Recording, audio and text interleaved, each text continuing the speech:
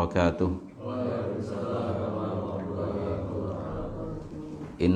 Innal hamdalillah nahmaduhu wa nasta'inuhu wa nastaghfiruh wa na'udzu billahi min syururi anfusina wa min sayyiati a'malina may yahdihillahu fala mudhillalah wa may yudlil fala hadiyalah wa ashhadu an la ilaha illallah wahdahu la syarikalah wa ashhadu anna Muhammadan abduhu wa rasuluhu la nabiyya ba'dah. Ya ayyuhalladzina amanu taqullaha haqqa tuqatih wa la tamutunna illa wa antum muslimun.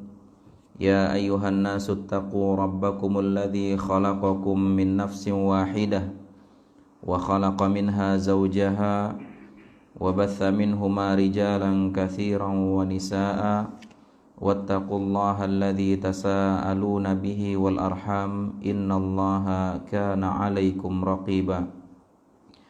Ya ayyuhalladzina amanu taqullaha wa qulu qawlan sadida yuslih lakum a'malakum wa yaghfir lakum dhunubakum wa may yuti'illaha wa rasulahu faqad faza fawzan 'azima. Amma ba'd, para jamaah sekalian, kaum muslimin dan muslimat, juga para orang tua kami yang semoga selalu dimuliakan oleh Allah Subhanahu wa taala. Tiada henti senantiasa kita bersyukur kepada Allah Subhanahu wa taala yang telah melimpahkan begitu banyak kenikmatan kepada kita semuanya, sehingga di pagi hari ini alhamdulillah kita bisa kembali berkumpul, dipertemukan oleh Allah Subhanahu wa taala di tempat yang insyaallah diberkahi ini. Kemudian salawat dan salam kita kirimkan kepada Nabi besar Muhammad sallallahu alaihi wasallam, juga kepada keluarganya dan juga kepada seluruh sahabatnya tanpa terkecuali. Para jamaah sekalian rahimakumullah, di kesempatan yang berbahagia ini sebagaimana yang sudah disampaikan bahwasannya kita akan memasuki di dalam pembahasan tentang Kitabus Shalah, yaitu tentang bagaimana tata cara salat yang benar sesuai dengan apa yang diajarkan oleh Nabi kita yang mulia Muhammad sallallahu alaihi wasallam. Dan nantinya di dalam pembahasan Kitabus Shalah ini ya mungkin kita membutuhkan beberapa kali pertemuan ya. Dan memang bisa saja kalau misalkan ingin dibuat satu kali pertemuan, cuma khawatir ya kita tidak bisa memahaminya secara utuh dan khawatir nanti ada hal-hal yang bisa membuat kita salah faham, sehingga kemudian ada perkara-perkara yang perlu juga untuk disampaikan ya secara terperinci ya, sehingga kita membutuhkan mungkin beberapa kali pertemuan, sehingga diharapkan kepada seluruh jamaah untuk bisa benar-benar dengan sabar mengikuti pelajaran ini, sehingga diharapkan kita bisa mendapatkan ilmu yang bermanfaat, bisa memahami dengan benar dan juga dengan sahih, sehingga kemudian kita juga bisa mengamalkannya sesuai dengan apa yang diinginkan oleh Allah dan Rasulnya. Dan sebelum lebih jauh kita membahas tentang perkara sholat ini, kita teringat ya akan pelajaran kita yang lalu ya, bahwasannya di saat seseorang melakukan ibadah maka selalu ingat-ingat bahwasannya ibadah itu harus terpenuhi dua persyaratan, yang kalau tidak terpenuhi dua persyaratan ini maka konsekuensinya ibadah yang dilakukan tidak diterima oleh Allah. Tidak diterimanya bukan kita yang memvonis, bukan kita yang menjas, tetapi ini berasal dari hadis Rasulullah sallallahu alaihi wasallam dan juga ayat-ayat Allah Subhanahu wa taala, di mana Rasulullah SAW pernah bersabda di dalam sebuah hadis yang sahih dikeluarkan oleh Imam Muslim dari Aisyah radhiyallahu anha. Beliau mengatakan, man amila amalan laisa alaihi amruna fahuwa raddun. Siapa yang melakukan suatu amalan tidak pernah dicontohkan olehku, kata Rasul, amalannya tertolak. Ya, sehingga menjadi salah satu syarat diterimanya ibadah adalah hendaknya ibadah yang dilakukan harus sesuai dengan contoh Rasul. Tidak boleh kita buat cara-cara tersendiri di dalam beribadah. Ya, karena Rasulullah SAW adalah yang paling tahu tentang syariat ini. Beliau yang diamanahkan, diembankan oleh Allah untuk menyampaikan syariat ini. Dan bahkan semuanya sudah disampaikan oleh Rasulullah SAW kepada kita. Tidak ada satupun yang tertinggal. Ya. Sehingga kemudian Allah mengakui itu dengan mengatakan al-yauma akmaltu lakum dinakum. Hari ini telah kusempurnakan agamamu, kata Allah. Sudah sempurna. Jadi segala macam bentuk ibadah kita tunduk kepada apa yang disyariatkan oleh Rasulullah sallallahu alaihi wasallam. Saya wanti-wanti ini. Ya. Setiap ibadah. Di saat di zaman kita ada salat, di zaman Rasul ada salat, cocokkan salat kita dengan salatnya Rasul. Di zaman kita ada doa, di zaman Rasul ada doa, cocokkan doa kita dengan doanya Rasul. Tata caranya, kaifiyahnya. Di zaman kita ada salawatan, zaman Rasul juga ada salawatan. Cocokkan salawatan kita dengan salawatan Rasul. Seluruh yang namanya ibadah maka harus mencontoh apa yang diajarkan oleh Rasulullah sallallahu alaihi wasallam. Dan ini menjadi syarat ya, atau salah satu syarat diterimanya ibadah. Selain syarat yang pertama yaitu apa? Yaitu ikhlas karena Allah Subhanahu wa taala. Ya, ikhlas di dalam beribadah.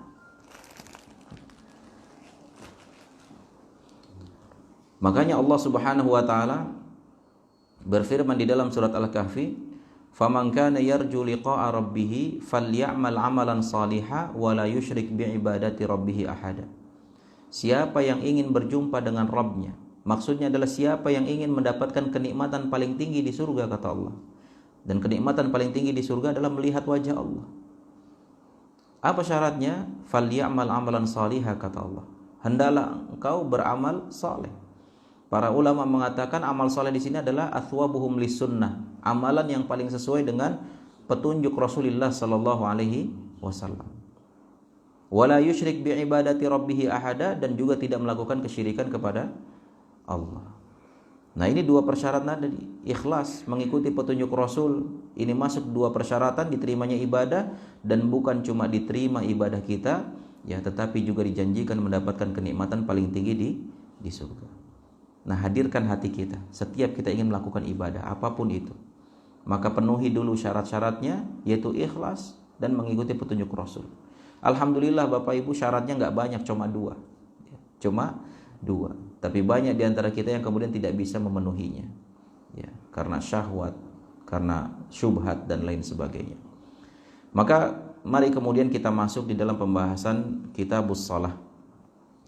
Yang pertama, kita membahas dulu tentang salat yang 5 waktu. Dan setiap muslim meyakini bahwasannya salat yang 5 waktu itu hukumnya wajib ya, dilakukan oleh setiap muslim yang sudah baligh ya, hukumnya apa? Wajib. Sehingga para ulama mereka membahas tentang hukum orang yang meninggalkan salat. Apa hukum orang meninggalkan salat yang 5 waktu ini?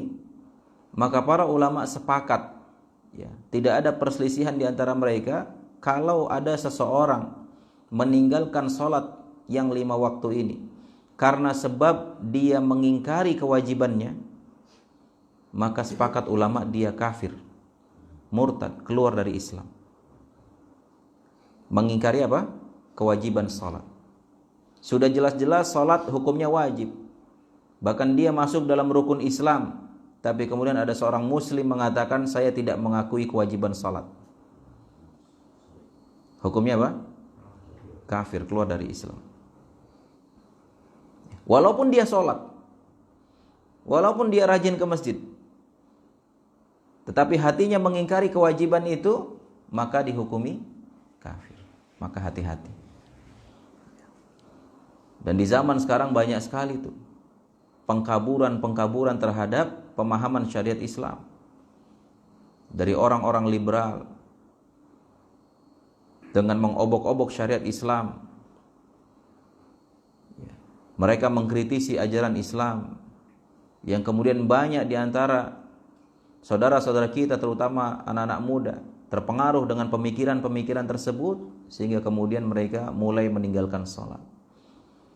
Mereka menganggap bahwasannya Allah akan menilai hati kita. Untuk apa lagi sholat?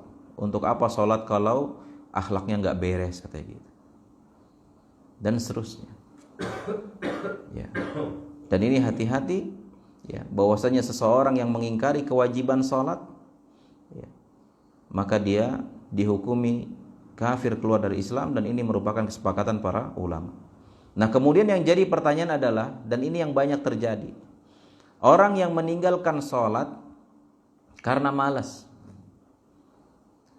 Dia tetap meyakini kewajiban sholat, namun kemudian dia suka meninggalkan sholat karena malas, atau mungkin karena alasan lainnya, alasan sibuk,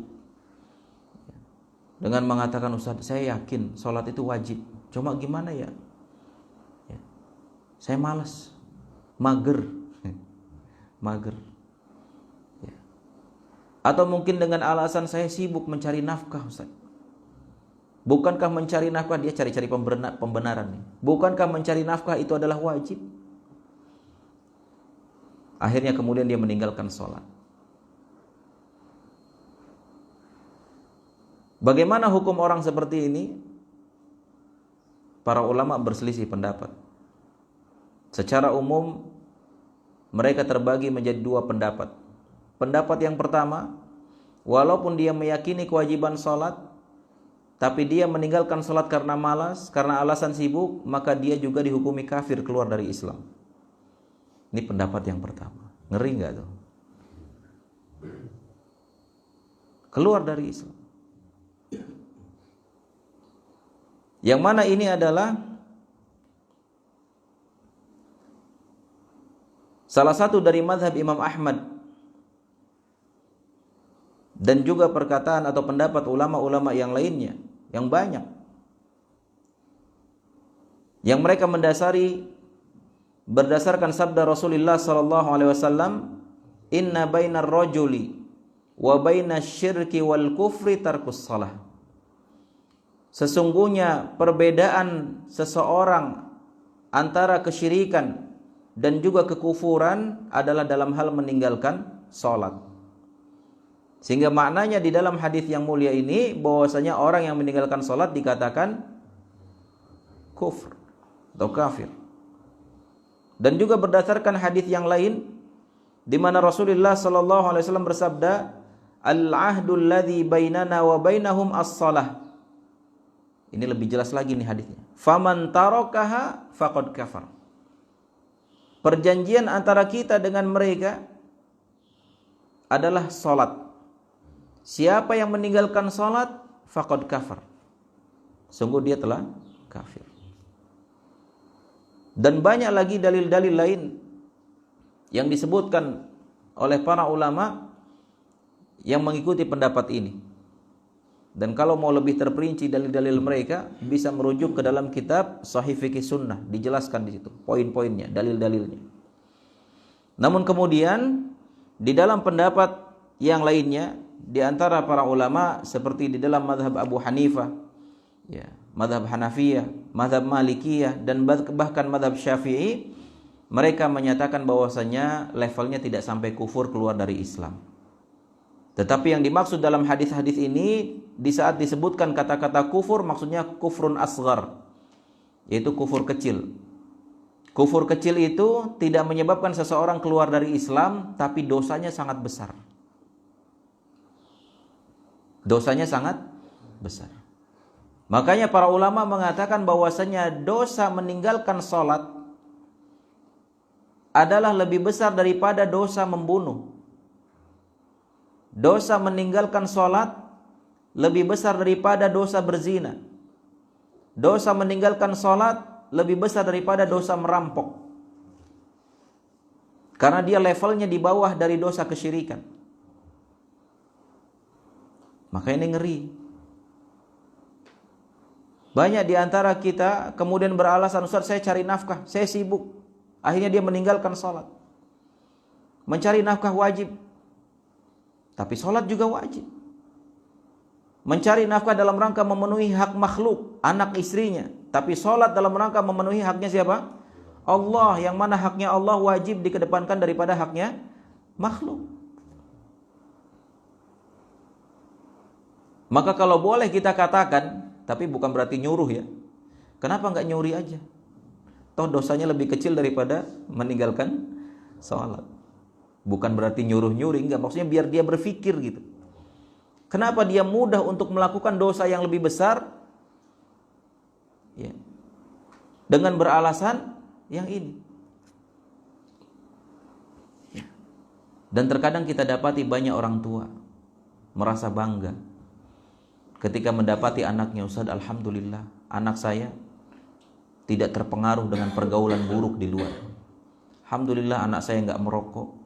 Alhamdulillah anak saya enggak kena narkoba. Alhamdulillah anak saya tidak terkena pergaulan bebas. Dia merasa senang, merasa bangga. Tapi anaknya enggak sholat, dibiarin aja.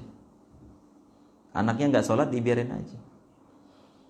Padahal perbuatan anaknya tidak melakukan sholat atau meninggalkan sholat, ini lebih besar dosanya daripada perilaku-perilaku yang kita khawatirkan tadi. Jadi sebagai orang tua harus benar-benar perhatian dalam masalah ini. Ini bukan perkara main-main. Ya. Jadi dalam kondisi apapun, sholat jangan sampai ditinggalkan. Karena Rasulullah SAW pernah bersabda, Inna awwala ma yuhasabu bihil abdu yawmal qiyamah as-salah. Amalan yang paling pertama akan dihisab oleh Allah di hari kiamat nanti adalah amalan salat. Kalau salatnya benar, salatnya beres, amalan yang lain dianggap beres, selesai, dianggap baik. Tapi kalau salatnya berantakan, bolong-bolong, maka mau melakukan amalan apapun dianggap tidak baik. Jadi sholat, sesibuk apapun antum, serepot apapun, semalas apapun, sholat jangan sampai dilalaikan. Ya. Dan ini menjadi perhatian kita semuanya, baik kita sebagai seorang anak, baik kita sebagai orang tua, ya, atau kita sebagai anak muda. Ya. Jangan kemudian terlenakan nongkrong sana sini, di kafe segala macam, genjreng-genjreng, sholat ditinggalin. Ya. Apalagi yang nggak punya kerjaan, ya. Sibuk scroll, sibuk buka sosmed segala macam, sholat lewat. Padahal masjid deket. Ya. Kalaupun jauh ada motor, ada mobil. Beda dengan zaman dahulu. Ya. Jadi jangan sampai kita melalaikan yang namanya sholat. Kemudian para jamaah sekalian yang dirahmati oleh Allah Subhanahu wa taala. Berikutnya kita akan jelaskan tentang waktu-waktu salat, ya, secara sekilas saja kita sampaikan tentang waktu-waktu salat ini. Bahwasannya salat yang 5 waktu ini jelas, ya, sudah ditetapkan oleh Allah dan Rasulnya tentang waktu-waktunya. Sehingga enggak boleh kita sembarangan. Ustaz, ini jam berapa? Misalkan jam 4 tadi, ya. Jam 4 lewat 13 waktu sholat subuh. Gimana kalau di waktu sholat subuh ini saya pengen sholat asar aja? Ya nggak boleh. Ya. Ditukar-tukar. Misalkan subuh ini, kalau subuh saya ini mau buru-buru masuk kantor. Ya. Mau buru-buru masuk kantor. Gimana kalau misalkan sholat subuhnya diundur nanti kalau udah nyampe kantor jam 10 misalkan? Nggak bisa. Ya, jadi sholat itu sudah ada waktu-waktunya. Makanya Allah Subhanahu wa taala mengatakan, ya, innas salata kanat 'alal mu'minina kitabam mauqut. Sesungguhnya salat itu, ya, yang diwajibkan kepada setiap mukmin itu telah ditetapkan waktu-waktunya. Ya, makanya disebutkan di dalam sebuah hadis, ya, ketika Rasulullah SAW kemudian didatangi oleh malaikat Jibril alaihissalam yang kemudian menjelaskan kepada beliau tentang waktu-waktu sholat. Ya. Dan di sini disebutkan di dalam sebuah hadis dari Abdullah bin Umar radhiyallahu anhuma bahwasanya Rasulullah SAW pernah bersabda, waktu zuhri idza zalatis syams wa kana dhillur rajul katulihi ma lam yahduril asr. Wa waqtul asri ma lam tusaffiru asy-syams wa waqtu salatil maghrib ma lam yaghib asy-syafaq wa waqtu salatil isya ila nisfil lailil awsat wa waqtu salatis subhi min tulu'il fajri ma lam tatlu' asy-syams fa idza tala'atis syams fa amsik 'anis shalah fa innaha tatlu' baina qarnay syaitan. Rasulullah SAW pernah bersabda bahwasanya waktu zuhur itu adalah idza zalatis syams, yaitu apabila matahari sudah sedikit condong ke arah barat. Ini waktu zuhur. Atau istilahnya adalah istilah ba'da zawal, yaitu setelah matahari condong sedikit. Jadi kan matahari dari timur ya kalau di kita. Maka ketika di atas kepala kita persis, ini belum masuk waktu zuhur. Jadi condong sedikit ke barat, maka ini yang disebut awal masuknya waktu sholat zuhur. Sampai kapan waktunya? Sampai bayangan segala sesuatu itu sama persis seperti aslinya. Ya, ini adalah waktu akhir dari sholat zuhur, yang itu sebelum masuk waktu sholat asar. Ya. Dan kemudian waktu sholat asar ya adalah malam tusaffiru syams, yaitu dari tadi ya, dari bayangan ya yang sama seperti tingginya dengan aslinya sampai kemudian matahari tenggelam atau menguning ya, yang ini menandakan masuknya waktu maghrib. Nah, kemudian waktu maghrib dari tenggelamnya matahari sampai kemudian merah-merah, apa yang kita istilahkan dengan mega-mega itu, sampai semua hilang. Dan kemudian itu menandakan waktu sholat isya. Dan sholat isya berakhir kapan? Berakhir bukan waktu subuh ya, sholat isya berakhir pertengahan malam. Nah, ini juga diperhatikan ya, terkadang banyak di antara kaum muslimin yang ketika dia tidur sebelum sholat isya dengan alasan nanti saya bangunnya sekalian tahajud. Bangunnya jam berapa? Jam 3 atau jam 2 gitu ya. Sekalian mau tahajud, dia sholat isya dulu baru tahajud. Ini sudah lewat waktu isya.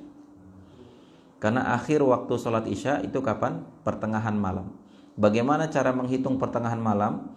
Ya, hitung dari maghrib ke waktu subuhnya. Nah, kemudian bagi dua, nah ambil tuh yang tengah-tengah, itu waktu pertengahan malam. Nah, sekarang kan subuh agak cepat ya. Jam berapa? Jam 4.13 ya, 4.13 atau 4.15 ya. Berarti tinggal dihitung saja tuh maghrib jam berapa ya, kemudian subuh jam berapa, dibagi dua. Nah, tengahnya itu adalah waktu pertengahan malam ya. Ini salat isya. Dan adapun salat subuh ya, min tulu'il fajri, dari terbitnya fajar. Yang dimaksud fajar di sini fajar shadiq ya, bukan fajar kadzib. Malam tatlu'isy syams, yaitu sampai kemudian terbit matahari. Apabila matahari kemudian sudah muncul, maka tidak boleh lagi sholat ya, tidak boleh sholat, dan itu termasuk waktu yang dilarang untuk sholat ya. Kan ada 3 waktu tuh, waktu terlarang untuk sholat, yaitu di saat ya matahari terbit, dan kemudian di saat matahari berada di kepala kita, dan kemudian di saat matahari tenggelam. Ini dia sekilas ya tentang waktu-waktu sholat, dan alhamdulillah di zaman sekarang ya mudah bagi kita untuk menetapkannya dengan HP ya, dengan jam dan seterusnya. Kita mudah untuk mendapatkan ketetapan waktu sholat ya. Kemudian bima tudrik waqtas shalah ya, bagaimana kita bisa mendapatkan waktu sholat ya. Maksudnya ini kasus ya, ketika misalkan ada seorang yang terlambat sholatnya ya, misalkan dia di penghujung mungkin dari perjalanan dan lain sebagainya, dia belum sempat untuk sholat di perjalanan, misalkan sampai rumah udah mepet nih, sudah hampir habis ya, misalkan waktu zuhur sudah hampir habis, tapi kemudian dia masih bisa sempat untuk sholat. Dan bagaimana kadarnya supaya misalkan dia dianggap sholat di waktunya? Maka di sini dijelaskan, idza adrakta raka'atan minas shalah 'alal aqal qabla khuruji waqtiha faqad adrakta.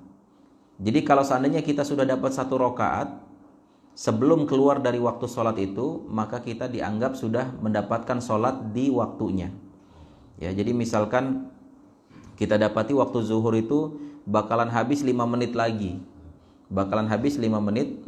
dan kita baru nyampe rumah, kita segera wudu, kemudian kita sholat zuhur, belum sempat sholat zuhur misalkan. Nah, kalau sholat zuhur baru dapat 1 rakaat, azan asar ya, baru sholat zuhur 1 rakaat, azan asar, maka dianggap dia sudah melakukan sholat zuhur di waktunya. Terus apa yang dia lakukan? Lanjutkan sholatnya sampai selesai. Jangan ketika azan asar terus dia berhenti, ya asar gitu kan. Enggak, lanjutkan sholatnya sampai selesai, dan dia dianggap telah sholat di waktunya ya. Tapi kalau seandainya kemudian dia belum sempat sholat, tahu-tahu sudah masuk waktu asar ya sudah, berarti kan bahasanya qadha gitu ya. Jadi istilahnya qadha dalam artian dia tidak sholat di waktunya. Dan qadha ini ya tergantung dia udhurnya syar'i atau tidak. Kalau memang udhurnya syar'i ya insya Allah mudah-mudahan dia dimaafkan dari situ, diterima gitu kan. Tapi kalau emang dia sengaja ya melalaikan sholatnya sampai kemudian udah giliran mau habis waktunya dia baru sholat, ya maka ya Allahu alam ini tidak mendapatkan udhur ya dalam masalah itu, dan dia masuk dalam kategori orang-orang yang meremehkan sholat, yang khawatir akan terkena dosanya tadi seperti yang kita sebutkan di awal ya. Dan begitu juga ya, terkait ketika seseorang masbuk ya, ketika seorang masbuk, maka bagaimana kita teranggap ya mendapatkan rakaat bersama imam ya. Maka dalam hal ini ketika seorang bisa mendapatkan ruku bersama imam, berarti dia mendapatkan rakaat itu ya. Jadi misalkan nih imam sudah mulai sholat, sudah mulai takbiratul ihram, Allahu akbar, kita masih wudu. Nah pas kemudian kita selesai wudu, imamnya sudah Allahu akbar ruku, masih ruku, dan kemudian kita langsung ikut ruku ya. Walaupun kita belum sempat baca Al-Fatihah, tapi di dalam hadis Rasulullah SAW menyatakan seperti itu, bahwasanya kalaupun kita sudah dapat ruku bersama imam ya, maka maknanya kita sudah mendapatkan rakaat itu. Berarti artinya nanti kita salamnya bareng sama imam ya. Terkadang ada orang yang menggunakan logika gitu, Ustadz kan baca Al-Fatihah itu wajib, rukun dalam sholat. Nah sekarang kita nggak ikut baca Al-Fatihah nih, kita langsung ikut ruku sama imam ya, sehingga kemudian mereka menyimpulkan berarti saya harus nambah 1 rakaat lagi karena saya di rakaat pertama tadi nggak baca Al-Fatihah ya. Maka ini adalah suatu pemahaman yang kurang tepat ya. Yang tepat adalah ya dia tetap mendapatkan rakaat itu selagi dia bisa mendapatkan ruku bersama imam. Dan ini berdasarkan hadis Rasulullah SAW, man adraka raka'atan minas subhi qabla an tatlu asy-syams faqad adraka as-subh, wa man adraka rak'ah minal asri qabla an taghruba asy-syams faqad adraka al-'asr, wa hadha yashmal ghairuhuma minas salawati aidan faqad qala sallallahu alaihi wasallam man adraka raka'atan minas shalah faqad adraka as-shalah ya. Jadi siapa yang mendapatkan 1 rakaat ya di waktu subuh ya, maka dia sudah mendapatkan subuh tersebut. Dan begitu juga untuk salat-salat yang lainnya. Dan siapa yang mendapatkan ruku bersama imam, maka dia juga mendapatkan rakaat tersebut. Allahu a'lam bissawab. Kemudian juga Bapak Ibu para jamaah sekalian yang dirahmati oleh Allah Subhanahu wa taala, berikutnya adalah tentang orang yang lupa ya, lupa atau ketiduran ya. Dan banyak terjadi di kalangan kaum muslimin, ketika dia ketiduran atau lupa, ya udah lewat aja. Ya kelupaan deh. Terus gimana? Ya udah deh, udah habis waktunya. Akhirnya dia udah nggak ngeganti sholatnya gitu. Ya, atau misalkan ketiduran, kesiangan, jam 8 pagi baru bangun, subuhnya belum kelewat. Ya. Terus ya udah deh, udah terlanjur, udah lewat. Akhirnya dia nggak sholat subuh. Apakah seperti ini benar? Keliru. Karena seseorang yang lupa, seseorang yang ketiduran, ini udzur yang dibenarkan dalam syariat kita. Sehingga ketika dia ingat dari lupanya tadi, atau dia terbangun dari tidurnya tadi, walaupun waktunya sudah lewat, waktu sholatnya, maka ketika itu dia harus segera untuk sholat. Misalkan seorang tidur baru bangun jam 9 pagi, subuhnya belum. Ketika itu dia bangun, Masya Allah, kesiangan nih, belum sholat subuh. Ya udah langsung sholat subuh. Wudhu dulu, sholat subuh, nggak masalah. Atau dia lupa ya. Lupa, saking mungkin sibuk, aktivitas segala macam, bener-bener lupa ya. Kelewat waktunya ya. Lupa sholat zuhur, sekarang udah isya misalnya. Kalau udah kedengar azan gitu, hukumnya gimana? Iya, nggak kedengar azan. Kedengar terus ketiduran lagi. Itu kita bahas nanti. Iya, itu kita bahas. Ini kita lagi bahas dulu yang benar-benar lupa, yang benar-benar ketiduran. Makanya kita katakan ini udzur syar'i. Nanti ada sisi lain terkait itu tadi. Ya, jadi maksudnya kalau memang dia benar-benar lupa, benar-benar ketiduran, maka segera ketika ingat, segera ketika bangun, langsung dia sholat. Ya, sebagaimana Rasulullah SAW bersabda, "Man nasiya salatan aw nama anha fakafaratuha ayyusalliha idza dzakaraha." Siapa yang lupa melakukan salat atau dia ketiduran, maka cara menunaikan ya untuk salat itu adalah dia melakukannya ketika dia ingat atau ketika dia bangun. Ya. Jadi kapanpun, dan ini pernah kejadian di zaman Rasulullah SAW. Ketika Rasul dan para sahabatnya, ini bukan Rasul sendirian ya, sama sahabatnya. Ya. Lagi dalam keadaan safar, mungkin karena lelah dalam perjalanan, malam ketiduran. Ya, tidur sehingga subuhnya lewat. Dan tidak ada yang membangunkan mereka kecuali teriknya matahari. Jadi udah mulai panas, berarti kan udah mulai mungkin jam 9 atau jam 10 pagi. Ya. Baru terbangun. Sehingga ketika bangun, Rasulullah SAW ya, langsung kemudian beliau bersuci ya, dan kemudian beliau bahkan sholat qobliyah subuh dulu, setelah itu baru sholat subuh. Ya, ini ketiduran. Ya. Nah, yang jadi pertanyaan, gimana nih Ustaz? Kalau misalkan subuhnya kesiangan gara-gara malam nonton final pertandingan bola misalkan. Kan biasa tuh jam-jam sekian ya, jam-jam 3, jam-jam 2, dini hari lah gitu. Ya. Selesai itu mau nunggu waktu subuh, kelamaan, ya kan, kelamaan. Cuma anehnya ketika nonton bolanya melek mata tuh, tapi pas sudah habis acara bolanya ngantuk. Ini setannya luar biasa. Setannya ahli banget. Nah, gimana kalau ketiduran seperti ini? Ya, antum lebih tahu kondisi antum. Jangan mendustai hati antum. Jangan mendustai hati antum. Jangan cari-cari pembenaran. Ya. Ini kelalaian atau memang benar-benar ketiduran? Antum lebih tahu. Antum lebih tahu. Kalau seandainya ternyata itu kelalaian, banyak istighfar, bertaubat kepada Allah atas kelalaian itu.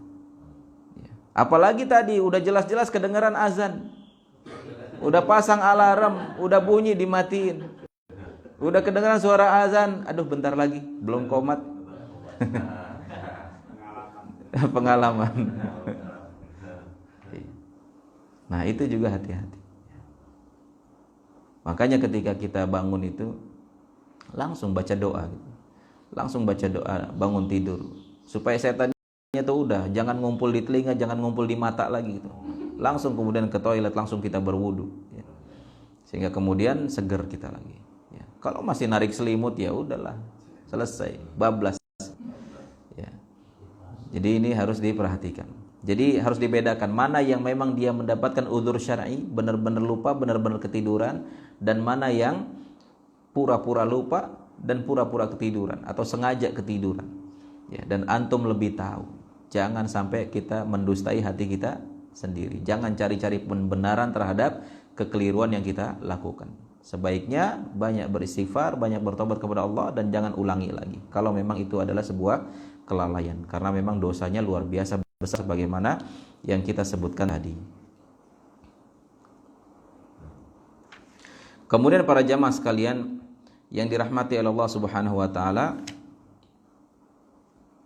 berikutnya adalah pembahasan tentang siapa. Nah, ini banyak yang terjadi di kalangan kaum muslimin yang dia bertahun-tahun enggak sholat. Gimana nih Ustaz?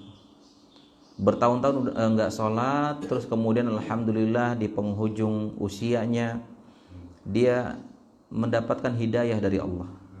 Dia sadar, ternyata saya salah. Dulu saya tenggelam dalam dunia, tenggelam dalam kemaksiatan, terlalu mengejar dunia, sehingga kemudian saya abaikan sholat, saya tinggalkan itu sholat. Sekarang saya menyadari itu, saya bertobat kepada Allah. Nah, apa yang harus dia lakukan? Sebagian kaum muslimin ada yang beranggapan bahwasanya wajib kamu mengqadha salatnya. Mengqadha salatnya. Dan Allahu a'lam bishawab, ya, anjuran untuk mengqadha salat ini tidak ada perintahnya, tidak ada contohnya dari Rasulullah SAW. Ya kalau suruh mengqadha sehari 2 hari sih masih mendingan. Seharinya aja kan 5 waktu kan. 2 hari udah 10 waktu. Kalau 10 tahun gimana dia nggak sholat? Gimana cara mengqadhanya? Ada yang bilang ya qadha terus seumur hidup kamu. Ya gimana susah? Ya. Inna dina yusrun. Kata Rasulullah SAW, agama Islam itu mudah. Dan Allah mengatakan yuridullahu bikumul yusra wala yuridu bikumul usra. Allah menginginkan kemudahan bagi kalian dan Allah tidak menginginkan kesulitan bagi kalian. Bahkan di dalam hadis dari Aisyah radhiyallahu anha, ya, beliau mengatakan umirna biqada'is shaum wala biqada'is shalah. Kami diperintah sama Rasul itu mengqadha puasa, tapi kami tidak diperintahkan mengqadha salat. Ya. Jadi dalam kasus ini enggak ada istilah qadha. Yang dimaksud qadha yang benar adalah yang tadi itu. Yang dia ketiduran, dia kelupaan secara syar'i ya, udzur syar'i. Kemudian diganti ketika ya diqadha ketika dia benar-benar ingat dan kemudian ketika dia bangun. Adapun dalam kasus ini, misalkan dia dulu pernah meninggalkan sholat dengan sengaja karena mungkin dia apakah jahil atau mungkin karena kelalaian dia dan sekarang dia bertobat, maka dia tidak perlu mengqadha sholatnya. Apa yang harus dia lakukan? Dia bertobat dengan taubatan nasuha. Terus bertobat minta ampun sama Allah sampai akhir hayat dia. Dan dengan taubatnya ini, jika diterima oleh Allah Subhanahu wa taala, maka akan menghapus dosa-dosa yang lalu. Ya. Dan kemudian ke depannya apa yang harus dia lakukan? Banyak melakukan kebaikan, melakukan ketaatan. Allah mengatakan innal hasanat yudhibnas sayyiat. Semua perbuatan kebaikan itu bisa menghapus dosa-dosa perbuatan buruk. Ya. Jadi seperti itu yang harus dilakukan, tidak perlu kemudian mengqadha bahkan sampai bertahun-tahun.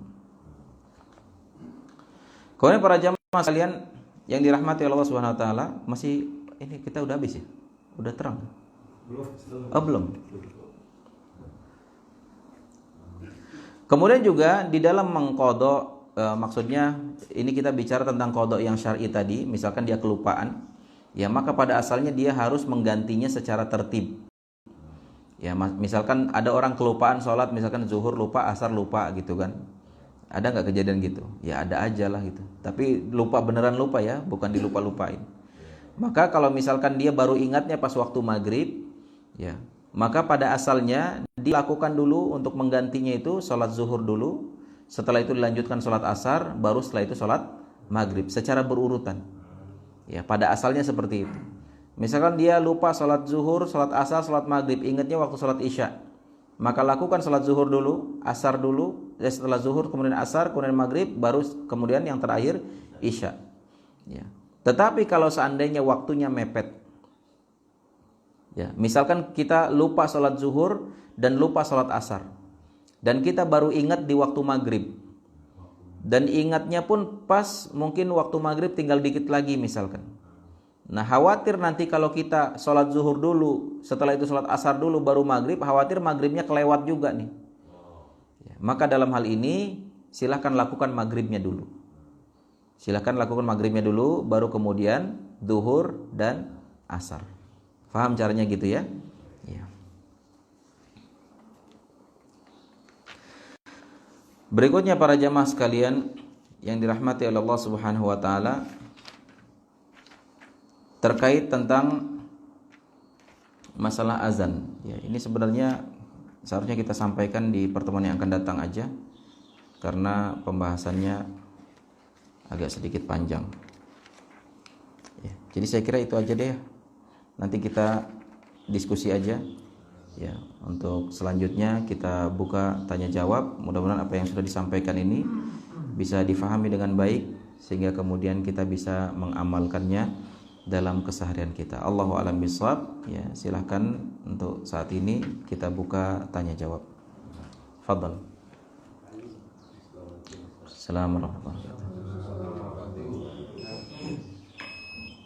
Kan kalau masalah kita makan Ustaz ya, kan udah terhidang itu orang azan. Kan kalau Nabi tadi kan makan dulu. Sementara kita belum lapar banget gitu. Iya. Kan ada begitu tuh, belum makan kata kita belum perlu. Iya. Iya, jadi di dalam hadis Rasulullah SAW mengatakan bahwasanya idza ijtama'al isya wal asya faqaddimil asya. Apabila berkumpul antara makan dengan sholat, ya maka utamakan makan dulu. Utamakan makan dulu.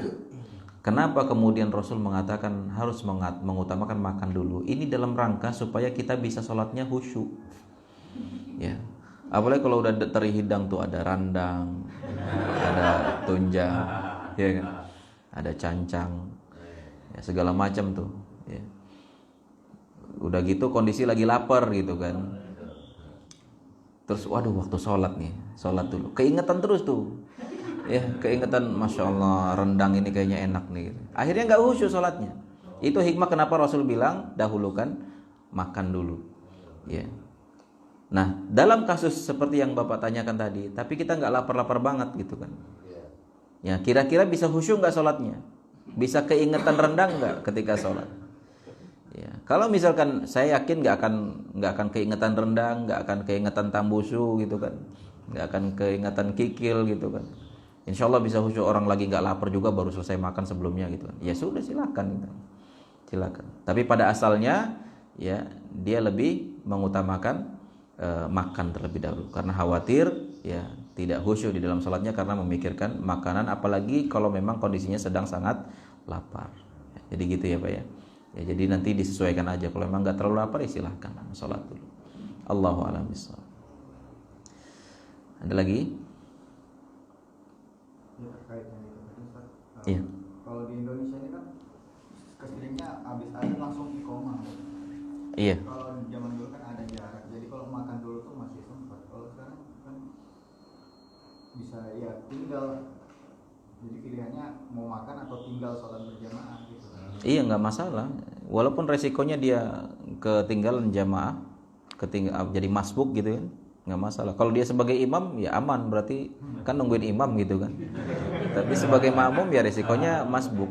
Cuma ya saya rasa ini sebenarnya bisa diatur lah gitu. Ya maksudnya iya, jangan sampai sengaja supaya kita nggak sholat gitu kan, supaya nggak sholat berjamaah gitu kan. Udah nanti nyuruh istrinya kode-kode, nanti hidangin ya pas 2 menit mau azan gitu. Nanti ya kan beralasan gitu kan. Ya azan ini udah dihidangin gitu kan. Nah, ini Allah Maha tahu kan. Jangan disiasati pula Allah itu gitu. Ya, jadi bisa diatur lah gitu. Tetapi kalaupun misalkan terjadi hal ini, misalkan nih kita bertamu ke rumah seorang dan bertepatan dengan waktu menjelang waktu sholat gitu kan, dan kita nggak ngeh itu gitu kan, tahu-tahu udah dihidangin aja gitu kan, dan emang kondisi kita lapar nih gitu kan, ya udah selesaikan dulu makannya.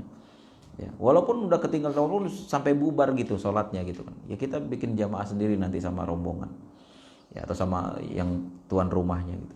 Ya seperti itu. Allahu a'lam bishawab. Silakan Pak. Bagaimana hukumnya Bapak? Kalau khotib udah naik mimbar kita sholat Jumat itu kan banyak kan, misalnya kita terlambat sholat nggak sah, bagaimana itu? Kan pengganti sholat 2 rakaat kan pas khotib yang ceramah itu kan? Iya. Sholatnya 4 rakaat apa enggak? Iya. Itu gimana hukumnya kita yang terlambat gitu?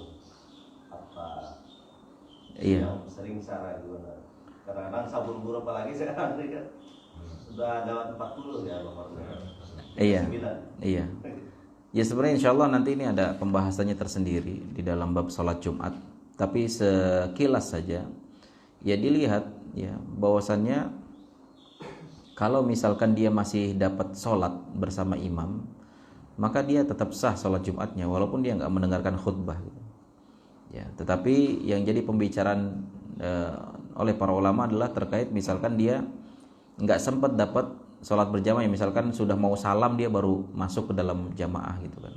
Apakah kemudian dia dianggap sholat Jumat atau dia harus sholatnya sempurna sampai 4 rakaat misalkan. Dan ini ada pembicaraan khusus insyaallah nanti kita sampaikan. Ya, dan tentu dalam hal ini juga jadi perhatian kita bahwa ya sebagai seorang muslim kita harus perhatian dengan waktu sholat kita. Ya, jadi jangan kagetan mulu pas azan, ya udah azan, ya udah asar aja nih gitu kan. Ya masa begitu sih gitu kan. Kita punya jam, kita ada waktu gitu kan, tahu kita bisa memperkirakan gitu kan. Ya, jadi begitu. Jadi sehingga itu meminimalisir kita kemudian terlambat, apalagi Jumat gitu ya. Nah, kita harus tahu betul waktu sholat Jumat jam berapa sehingga kemudian kita bisa prepare, bisa persiapan dari awal gitu. Ya, dan usahakan datang dari awal gitu kan. Jangan dapatnya telur ayam terus gitu kan. Dapat sapi, unta gitu kan. Kan yang datang pertama pahalanya dapat seperti unta gitu kan. Kemudian sapi, kambing, kemudian sampai telur gitu kan. Ini dapat telur mulu kan. Apa enggak bisulan itu?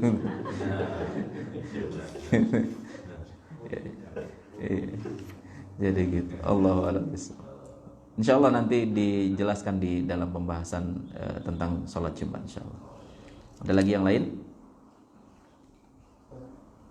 Terkait sholat tadi, sholat subuh terutama itu kadang-kadang bangunnya pas di waktu yang dilarang sholat itu, apakah langsung sholat atau tunggu habis waktu? Iya, nggak masalah. Ini belum kita bahas ya. Ada pembahasannya, tapi nggak apa-apa kita sampaikan bahwa terkait terlarangnya waktu sholat, terlarangnya sholat di 3 waktu yang disebutkan tadi, yaitu di saat matahari terbit, kemudian di matahari atas kepala kita, kemudian di saat matahari tenggelam. Ini adalah terkait sholat sunnah mutlak. Adapun sholat apalagi tadi tuh dia ketika itu baru ingat, sebelumnya kelupaan, atau ketika itu baru bangun, sebelumnya ketiduran, maka langsung sholat di waktu terlarang nggak masalah. Jangankan ini kan sholat wajib nih kan. Sholat sunnah saja kalau memang ada sebabnya boleh. Misalkan kita tahiyatul masjid, ya, masuk masjid atau sholat sunnah wudhu di waktu terlarang, ya itu nggak masalah kita sholat. Karena ada alasannya, sholat sunnah wudhu, sholat sunnah tahiyatul masjid, ya nggak masalah. Yang tidak boleh adalah sholat sunnah mutlaknya. Ya, dan juga salah satu pengecualian adalah sholat sunnah di Masjidil Haram. Ini nggak berlaku hadis ini, pengecualian gitu. Karena di Masjidil Haram ada hadis-hadis secara secara spesifik menjelaskan tentang ya keutamaan untuk memperbanyak sholat di Masjidil Haram. Ya, yang pahalanya satu sholatnya 100.000 kali lipat. Jadi ini pengecualian. Sehingga di Masjidil Haram, kalaupun kita mau sholat di waktu-waktu terlarang itu sholat sunnah mutlak ya, maka dibolehkan. Apalagi sholat yang memang ada judulnya gitu kan, apalagi sholat tahiyatul masjid atau sholat sunnah wudhu dan seterusnya, itu lebih dibolehkan lagi. Ya, apalagi yang tadi itu mengqadha sholatnya, ya karena udzur baik kelupaan maupun ketiduran, nggak masalah. Allahu a'lam. Silakan. Untuk sholat syuruk sendiri, apakah ketika alarm terbit matahari atau ditunggu 15 menit? Iya, lebih afdolnya tunggu 15 menit setelah alarm bunyi. Nah, langsung bunyi itu alarmnya. Iya. Lebih afdol ya, lebih amannya nunggu 15 menit setelah waktu syuruk datang. Ya, kan ada waktu syuruk nih biasanya di jam ini ya. Iya, yang bunyi tadi itu titit. Nah, nunggu 15 menit baru sholat. Sholat syuruknya. Ya, sholat syuruknya. Jadi gini. Iya, itu dia. Sholat syuruk itu adalah sholat duha di awal waktu. Gitu. Iya. Iya, kalau judulnya sholat duha, ya kita pengen sholat duha aja, ya nanti afdolnya semakin panas semakin bagus gitu kan kalau sholat duha.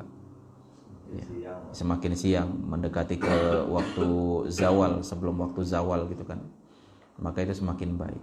Kira-kira jam berapa tuh duha itu? Ya jam 11 masih bisa.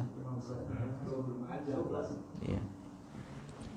Pokoknya sebelum sebelum matahari persis di atas, kan itu waktu terlarang untuk yang sholat sunnah mutlaknya.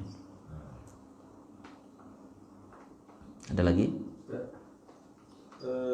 Tadi kan hukum orang yang meninggalkan sholat kan dihukumi dia polis kafir gitu Ustaz.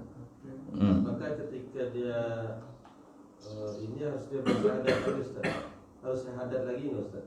Maksudnya dia menyatakan masuk Islam lagi gitu. Karena kan dia kafir tadinya. Iya. Cuma jangan dipotong di situ ya pembahasannya. Nanti saya bisa diomelin orang. Oh berarti Ustaz itu bilang kafir nih kalau nggak sholat gitu. Ya sebenarnya banyak para ulama memang begitu, dan bahkan hujahnya kuat ya. hujahnya sangat kuat sekali. Banyak bahkan para ulama salaf di kalangan para sahabat juga gitu, banyak yang berpendapat seperti itu gitu. Ya, jadi cuma memang ini kan ranahnya ada khilaf para ulama. Ada yang mengatakan kafir, ada yang mengatakan ini maksud kafir ini bukan kafir keluar dari Islam tapi kafir kecil, ya, tapi dosanya besar. Nah, kan dalam hal ini yang ditanyakan bagaimana kalau kita mengikuti pendapat yang mengatakan dia kafir keluar dari Islam. Maka apakah kemudian dia harus syahadat lagi? Ya iya benar. Makanya kalau misalkan kita berada di negeri Islam, ya, berlaku hukum Islam, maka orang yang meninggalkan sholat yang kemudian dihukumi kafir tadi, kalau memang mengikuti pendapat seperti itu, maka wajib bagi seorang pemimpin, ya, ustutiba, ya, maksudnya meminta kepada orang ini suruh bertobat. Kalau dia bertobat, ya, maka ya sudah, dia berarti syahadat lagi, masuk dalam Islam, ya. Tapi kalau seandainya dia nggak mau bertobat, bahkan pemimpin berhak untuk kemudian memberikan hukum had kepada dia, bisa saja dipenggal dan seterusnya. Ya, ini secara hukum syar'inya, ya, bukan kemudian ini Ustaz Arfan bilang yang nggak sholat dipenggal lehernya, waduh, ya, nggak seperti itu. Ya, jadi berlaku hak-hak dia sebagaimana halnya dia orang non muslim gitu. Seperti misalkan dia tidak mendapatkan warisan karena udah beda agama nih, ya.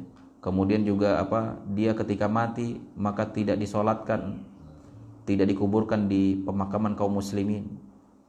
Ya, ini semua berlaku. Ya, dan ini semua disebutkan, diperincikan di dalam kitab Sahih Fiqh Sunnah itu. Ya, Syekh Abu Malik hafizahullahu taala. Ya, jadi kurang lebih seperti itu. Ini sebelah kanan nih, sayap kanan belum ada yang nanya. Iya, fadhal. Udah pinter-pinter. Karena di daerah Jawa itu. Iya. Kalau di handphone kan waktu zuhur itu jam 12. Iya. Tapi ini azannya itu di masjid itu azan tuh jam 1 lebih. Iya. Itu udah jadi kebiasaan. Iya. Jadi terkait sholat di awal waktu ini maksudnya kayak gimana, Ustaz? Iya, kalau khusus untuk sholat zuhur dan sholat isya itu ada sunnahnya mengakhirkan, ya, mengakhirkan, ya. Bahkan di dalam hadis di sini ada nggak ya dijelaskan terkait masalah mengakhirkan waktu sholat zuhur dan mengakhirkan waktu sholat isya.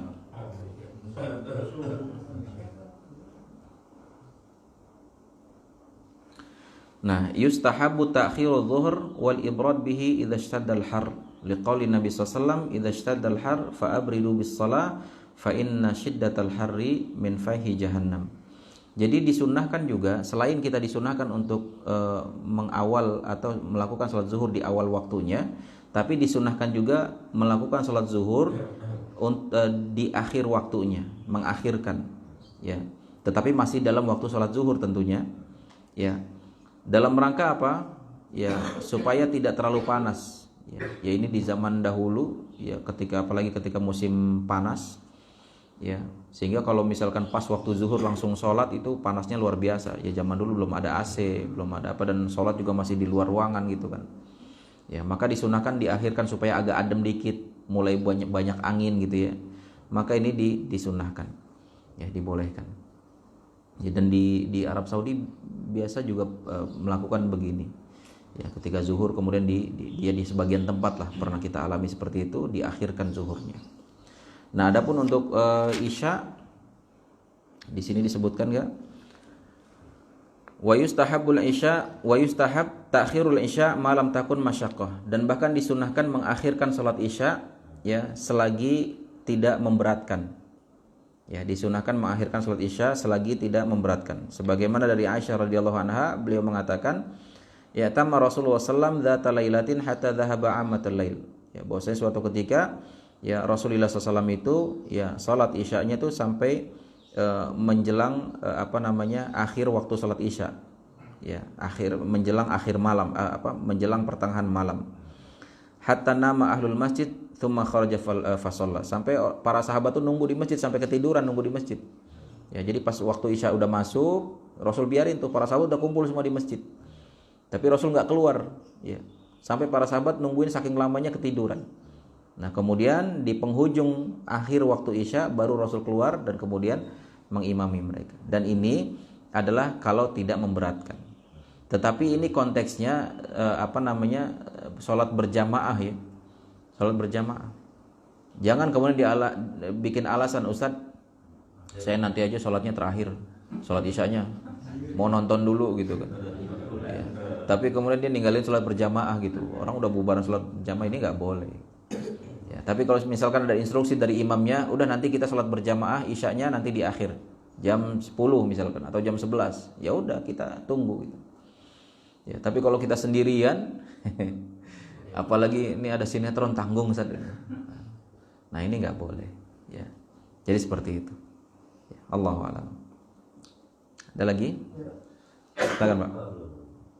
Kan kalau di lahan kosong orang itu Ustaznya kan ada misalnya ada sayur, ada apa kita petik gitu kan, itu halal bagaimana? Tapi lahan orang tuh maksudnya kan lahan kosong gitu kan, banyak kan lahan kosong tidak orang yang nggak ditempatin kan, tumbuh gitu kan. Iya. Ya itu karena dipikir dulu pupuknya gimana. Kira-kira Bapak nyaman nggak dengan begitu? Iya. Ya kalau misalkan itu hasil tanaman mereka ya nggak boleh gitu. Tapi kalau misalkan dia tumbuh liar, ya tumbuh liar di situ, ya sebenarnya kalau lebih baik sih nanya ke orangnya. Cuma orangnya nggak ada Ustaz gitu kan. Ya Allah alam, mudah-mudahan boleh lah kalau memang dia tumbuh liar gitu. Ya, tapi kalau orangnya ada dan kita bisa nanya mudah bagi kita, ya silahkan tanya, lebih afdal, lebih menenangkan hati. Tapi kalau seandainya kita memang benar-benar butuh atau mungkin takut mubadzir Ustaz gitu kan, ya nggak ada yang ngambil, dia tumbuh liar aja dan mau izin sama orangnya juga orangnya di Padang jauh, nomor teleponnya nggak ada gitu kan, ya sudahlah dimanfaatkan insyaallah. Ya, insyaallah mudah-mudahan nggak apa-apa. Ya Pak. Terkait waktu sholat tadi Ustaz, seperti di kantor-kantor sama di sekolah-sekolah kadang-kadang sengaja memundurkan sedikit waktu biar pas jam 12 atau Iya. Ini gimana? Ya insya Allah nggak apa-apa untuk alasan belajar menuntut ilmu. Ya insya Allah nggak apa-apa. Yang penting ya tetap prakteknya dalam rangka untuk ya bisa berjamaah bareng-bareng gitu kan. Ya, insya Allah nggak apa-apa. Nggak apa-apa. Kayak misalkan kita lagi kajian nih kan. Ya biasanya tuh gajian ba'da maghrib, terus kepotong waktu Isya. Nah kita lanjutkan dulu nih tapi azan dulu ya, azan Isya. Setelah azan Isya ya udah nanti kita mundurkan dulu qomatnya. Yang biasanya mungkin normalnya 10 menit qomat, ini setengah jam baru qomat gitu kan. Karena ini kagok nih kajiannya gitu kan. Tapi setelah itu kan kita sholatnya bareng-bareng gitu kan, berjamaah. Itu insya Allah nggak apa-apa. Nggak apa-apa. Ada lagi? Silakan Pak. Waalaikumsalam. Sholat yang lupa itu apakah rakaatnya tetap 4 gitu? Iya. Rakaatnya tetap sama. Pokoknya persis dilakukan seperti sholat yang kita lupakan tadi atau yang kita udzur karena meninggalkannya. Misalkan Bapak kelupaan sholat maghrib, baru ingatnya di waktu zuhur, ya maka Bapak sholat maghrib langsung dengan cara seperti Bapak melakukan sholat maghrib di waktunya, yaitu dengan menjaharkan bacaannya. Bukan cuma rakaatnya harus 3 rakaat juga, tapi caranya juga sebagaimana sholat maghrib bacanya dijaharkan. Maka ketika kita mengingatnya atau bahasa dalam tanda kutip mengqadanya di waktu zuhur tadi siang, kan seharusnya kalau sholatnya di siang hari kan sir kan, pelan. Tapi karena ini adalah sholat maghrib, walaupun dilakukan di siang hari karena lupa, maka tetap dibacanya dijaharkan. Sunnahnya seperti itu. Apalagi terkait rokaatnya, tetap rokaatnya nggak bisa dikurangi jadi 1,5 atau misalkan jadi 2 dan seterusnya, nggak bisa. Pokoknya persis plek sama seperti sholat yang terlupakan itu. Allahu a'lam. Barakallahu fiik. Ada lagi? Kalau sholat ini kalau ragu sudah apa belum, ambilnya yang belum ya Mas? Iya, karena pada asalnya kita belum sholat kan. Ya, kita bangun tidur nih, lupa kita, saya udah sholat belum ya? Udah tahu baru bangun tidur, pakai nanya. Ya, kalau dalam kondisi seperti itu kan berarti asalnya kita belum sholat gitu. Asalnya belum sholat. Cuma wudhu itu yang Iya, wudhu juga sama seperti itu. Wudhu tergantung asalnya kita seperti apa. Kalau misalkan kita ragunya, saya udah batal belum ya, berarti asalnya kita wudhu. Tapi kalau seandainya saya tadi udah wudhu belum ya, berarti kan asalnya belum wudhu kan. Sama seperti saya udah sholat belum ya. Saya udah sholat belum ya, berarti kan asalnya belum sholat kan gitu. Saya udah sholat belum ya, berarti asalnya belum sholat. Nah, ketika kita tidak menemukan yang yakinnya, maka kembalikan kepada asalnya. Tapi kalau yakin, oh ternyata saya belum sholat, ya udah berarti belum sholat. Oh ternyata saya udah sholat, ya udah berarti udah sholat. Kalau ketemu yakinnya, tapi kalau nggak ketemu yakinnya, kembalikan kepada hukum asalnya. Ya, jadi seperti itu. Suka juga Ustaz kalau habis bangun misalnya kita sholat asar misalnya, tapi perasaan di hati itu zuhur gitu loh. Nah itu harus ulang lagi apa gimana ya? Gimana maksudnya? Sholat asar perasaan dalam hati zuhur. Iya, pas masuknya itu niatnya zuhur gitu loh. Tapi ternyata setelah diingat-ingat, oh ini udah asar sebenarnya gitu. Gimana? Saya nggak ngerti. Iya. Ini Bapak lagi sholat apa sekarang? Mau sholat asar sebenarnya waktunya di asar. Waktunya di asar. Nah, tapi karena baru bangun tidur, niatnya itu zuhur, perasaannya itu sholat zuhur gitu. Pernah saya. Oh gitu. Ya langsung rubah niatnya. Rubah niat aja. Iya, ketika tanpa harus mutus sholatnya, langsung kemudian diganti niatnya. Kayak gitu. Ini was-was syaitan. Ada lagi? Ustaz, kalau misalnya laki-laki itu kalau misalnya dapat sapi depan kan dapat seperti apa berita, terus ada sapi sampai telur. Kalau perempuan gimana? Iya, ya terkait saf. Jadi Rasulullah SAW pernah bersabda, Inna afdala sufufir rijali awwaluha wa syarruha akhiruha. Wa khairu sufufin nisa akhiruha wa syarruha awwaluha. Atau kama qala Rasul sallallahu alaihi wasallam. Jadi Rasul mengatakan saf yang paling afdal bagi laki-laki adalah yang paling depan. Dan saf yang paling buruk bagi laki-laki adalah yang paling belakang. Ini semua harus paham nih. Saf paling afdal di mana? Depan untuk laki-laki. Yang paling buruk mana? Belakang. Kenapa kok? Silakan. Gimana ini? Coba kalau ini ada uang nih, 100 juta. Silakan. Enggak, langsung comot. Ya, langsung comot. Makanya Rasul mengatakan, kalau seandainya orang itu tahu tentang kebaikan apa yang ada pada saf pertama, ya, pasti mereka bakal saling bunuh-bunuhan untuk mendapatkan itu. Ya. Tapi sekarang yang terjadi, ayo tafadhol, silakan. Iya, ini baiknya kelewatan ini. Lebay. Ya. Nah, jadi itu. Nah, bagaimana dengan wanita? Ya. Afdalu sufufin nisa akhiruha. Saf yang paling afdal bagi wanita adalah yang paling belakang. Yang paling buruk adalah paling depan. Sehingga seorang wanita kalau dia datang ke suatu tempat untuk sholat misalkan, maka dia harus memposisikan diri di belakang dulu. Ya, itu saf yang paling depan. Kalau laki-laki kan paling depan. Kalau perempuan paling belakang. Nah, yang paling belakangan datangnya dari perempuan, dia dapat safnya paling depan. Tetapi garis bawahi bahwasannya saf wanita paling baik di belakang, paling buruk di depan. Ini berlaku kalau safnya itu bercampur antara laki-laki dan perempuan. Maksudnya nggak ada pembatas. Dan ini seperti yang terjadi di zaman Rasul. Bahwasanya saf laki-laki itu semua di bagian depan, setelah itu di belakangnya itu perempuan. Nggak ada tirai, nggak ada pembatas, nggak ada tembok. Makanya sunnahnya ketika selesai bubaran sholat itu, ya para wanita udah langsung pulang. Yang laki-laki jangan bubar dulu. Ya, dan itu ketika diriwayatkan ketika sholat subuh. Jadi masih gelap, selesai sholat masih dalam kondisi gelap, para wanita udah bubar.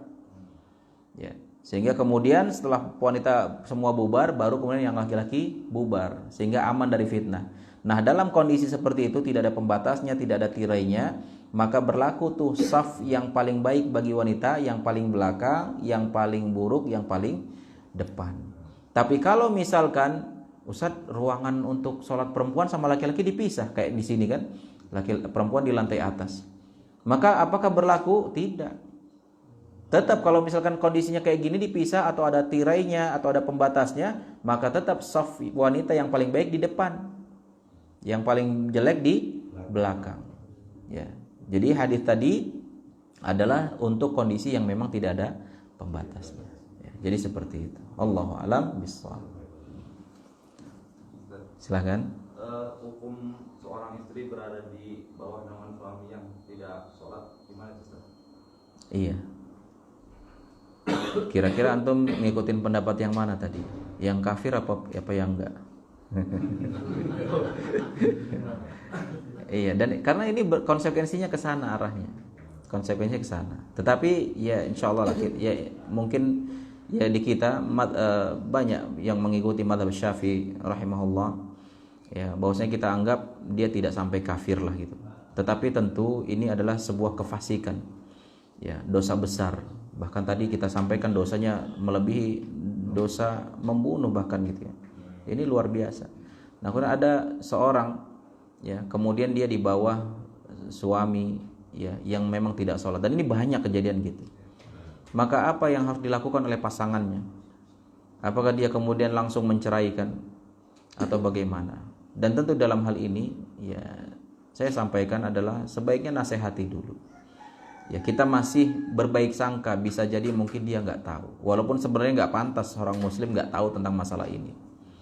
Ya, makanya ini masuk dalam perkara ma la yasa'ul muslim jahluhu, yang mana seorang muslim nggak boleh nggak tahu tentang masalah ini, yaitu tentang kewajiban sholat 5 waktu. Ya, sehingga kita ingatkan, mungkin dia malas, mungkin dia ya lagi banyak inilah, lagi banyak setannya lah gitu ibaratnya. Kita nasihati dulu. Kita sampaikan nih apa yang sudah kita pelajari ini, bahwasanya sholat itu wajib, bahwasanya meninggalkan sholat itu hukumnya begini begitu. Nasihati dengan cara baik pasangannya. Apakah itu kepada istri kita atau mungkin kepada suami bagi yang perempuan itu. Sampaikan dengan baik. Kalau ternyata sudah disampaikan berkali-kali, dan jangan lupa diiringi dengan doa gitu. Tapi kemudian dia ingkar, dia nggak mau, dia bahkan membantah kita, dia bahkan marah-marah sama kita misalkan, ya sudah. Bagi perempuan yang dapat suami seperti itu, ya itu sudah halal bagi dia untuk menuntut cerai. Sudah bisa dijadikan sebagai alasan syar'i. Ya, karena seorang wanita kan pada asalnya tidak boleh nuntut cerai kepada suaminya, kecuali kalau ada alasan syar'i, dan ini sudah masuk dalam kategori alasan syar'i. Ya, dan bagi suami, ya dia lebih punya power di situ, yang mana kalau dia nggak nurut, ya mungkin bisa dikasih peringatan-peringatan seperti misalkan memisahkan dia ranjangnya, istilah pisah ranjang dulu gitu kan. Sampai kemudian kalau memang perlu dipukul, tapi dorbun ghairul mubarrih, yaitu pukulan yang tidak melukai, jangan sampai kayak kasus-kasus kemarin tuh KDRT sampai di gimana sampai heboh gitu kan. Bukan seperti itu tata cara yang diajarkan dalam syariat. Kalaupun memang harus memukul pasangan istri, itu tidak yang melukai dia. Itu bahkan dicontohkan dengan kayu siwak. Kayu siwak pendek itu sakitnya gimana sih? Nggak sakit sama sekali. Dan itu pun dipukulnya nggak boleh di wajah, nggak boleh di tempat-tempat yang rawan. Ya pukulnya paling di bagian bokongnya, di bagian betisnya, yang itu tidak melukai. Ya, karena tujuan memukul suami kepada istri, kalau memang itu berhak untuk dipukul, itu bukan untuk mengazab, bukan untuk menyiksa, tapi tujuannya untuk mendidik. Ya, jadi mukulnya nggak pakai dendam, nggak pakai nafsu gitu kan. Ya, ngasih peringat. Tapi kan namanya istri digituin kan langsung gentar hatinya gitu kan. Itu maksudnya. Supaya kemudian dia bisa nurut dengan suaminya dalam hal ini. Tapi kalau ternyata ingkar juga, nggak mau juga melawan juga segala macam, ya sudah, ini nusyuz. Ya, ini kedurhakaan seorang istri kepada suami. Dan pantas kemudian untuk dilepas gitu ya. Jadi seperti itu. Allahu a'lam bishawab. Ada lagi? Ya Pak. Masalah salat syuruk itu ya. Apakah syuruk bisa dilaksanakan di rumah? Enggak. Oh enggak ya? Enggak. Salat syuruk tuh di masjid. Tadi bisa salat syuruk itu tunggu 15 menit. Iya. Nah, ini sudah waktunya. Bisa kita udah penyidik, kita sholat boleh nggak? Sebenarnya bisa aja. Cuma kita cari yang lebih aman lah. Yang lebih aman tunggu 10 sampai 15 menit. Ya, maksudnya keluar dari khilaf lah dari sisi. Iya. Iya.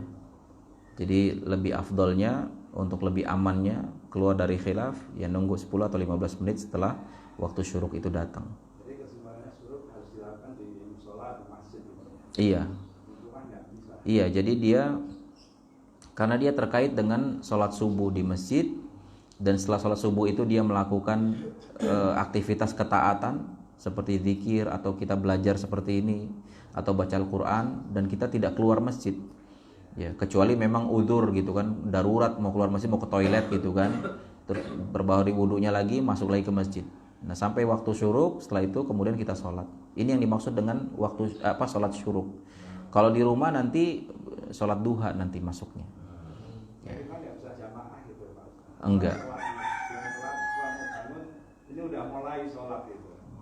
Kita sholat sendiri, baca Quran, itu udah suruh sholat itu Ya itu masuknya duha nanti. Oh, duha Iya. Maksudnya beliau tidak sholat subuhnya di masjid tapi sholat subuh di rumah. Iya. Beraktivitas membaca Quran. Iya, yang saya pahami nggak bisa di rumah. nggak bisa. Yang saya pahami di masjid. Saya walaupun dekat kadang juga gitu Pak. Iya. Udah saat terakhir nggak mungkin dia kerja. Iya. Nah, sholat sendiri di rumah. Iya. Jadi syuruknya diganti duha. Diganti duha. Ya, terima kasih. Khair insyaallah. Sudah ya. Ya, mudah-mudahan apa yang disampaikan bisa bermanfaat ya, kita fahami dengan baik dan benar dan kita amalkan dalam keseharian kita.